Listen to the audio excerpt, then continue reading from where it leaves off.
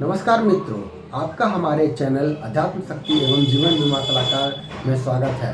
मैं आज आपको पोस्ट ऑफिस की सुकन्या समृद्धि योजना और LIC की कन्यादान पॉलिसी जो जीवन लक्ष्य के नाम से जानी जाती है, मैं बताने जा रहा हूँ।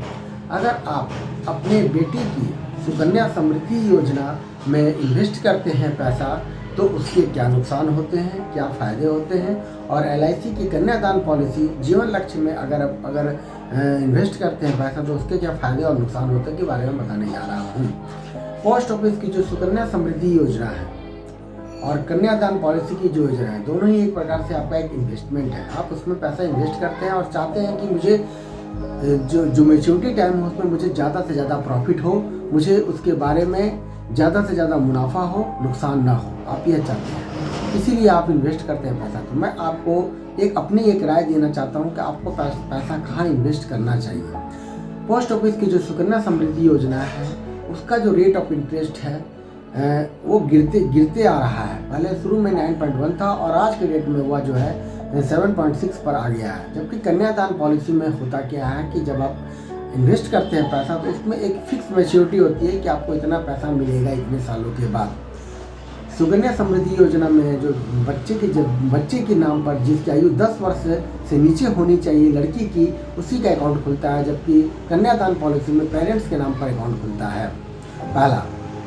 दूसरा कि सुकन्या समृद्धि योजना में आपको 14 साल के लिए प्रीमियम भरना पड़ता है, और कन्यादान पॉलिसी में आपको 13 से 25 के बीच में कोई भी टर्म लेकर, 13 से 25 का कोई भी टर्म लेकर के, जैसे सपोज आपने 13 का टर्म लिया तो आपको 10 साल का प्रीमियम भरना है, जो आपको मैच्योरिटी के टाइम पर पैसा मिलेगा। और इसमें सुकन्या समृद्धि योजना में क्या होता है कि आपका जो इन्वेस्टमेंट है, अगर सपोज आपको कुछ हो गया बीच में, तो आपका सुकन्या समृद्धि योजना में इन्वेस्ट करने का प्रोसेस ख़त्म हो जाएगा। और आपने अगर 14 साल का जो पीरियड है उसमें अगर आपने 5 साल बढ़ाया तो आपको 5 साल का ही पैसा आपको मिलेगा। जबकि कन्यादान पॉलिसी में अगर आपको कुछ हो जाता है तो उसमें अगर टर्म आपका 10 साल का है और आपने 2 साल भरा है, 3 साल भरा है, तो उसके बाद की जो 10 साल की जो पॉलिसी भरने की जो पीरियड होती है वो माफ़ हो जाता है। और आपका वो और प्रत्येक, जैसे अगर आपने 10 लाख का सम एश्योर्ड कराया कन्यादान पॉलिसी में, तो उसका 10% 1 लाख रुपया हर एक साल आपको मिलेगा। और जब मैच्योरिटी होगी तो भी उसका पूरा अमाउंट आपको मिलेगा। उसमें आपको कोई नुकसान नहीं होता है कि अगर पिता की डेथ हो गई तो बच्चे का क्या होगा, इसके बारे में सोचने की जरूरत नहीं पड़ती है। जबकि सुकन्या समृद्धि योजना में यह सोचने की जरूरत पड़ती है कि अब क्या होगा पिता की डेथ के बाद। तो जो टारगेट आपने लेकर के इन्वेस्ट किया था, वह टारगेट सुकन्या समृद्धि योजना में पूरा नहीं हो पाता है, जबकि कन्यादान पॉलिसी में वो पूरा हो जाता है। अगर आपको इसके बारे में अच्छी जानकारी चाहिए, ज़्यादा जानकारी चाहिए, तो आप मुझसे कांटेक्ट कर सकते हैं।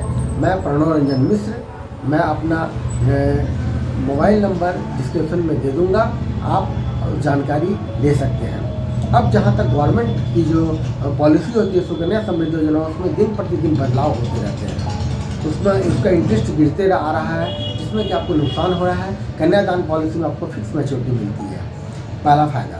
दूसरा फ़ायदा होता है कि अगर आपकी डेथ हो जाती है तो सुकन्या समृद्धि योजना उसी वक्त बंद हो जाती है, या तो कोई उसको भरे प्रीमियम को, या फिर वो बंद हो जाती है। और कन्यादान पॉलिसी जो है वो बाकी जो है वो आपको प्रीमियम माफ़ हो जाता है, और आपको बदले में 10 लाख का अगर इंश्योर्ड है तो 1 लाख रुपया प्रत्येक साल मिलता भी है आपको, जब तक मैच्योरिटी नहीं होती है, और उसको मैच्योरिटी का पूरा अमाउंट आपको मिल जाता है।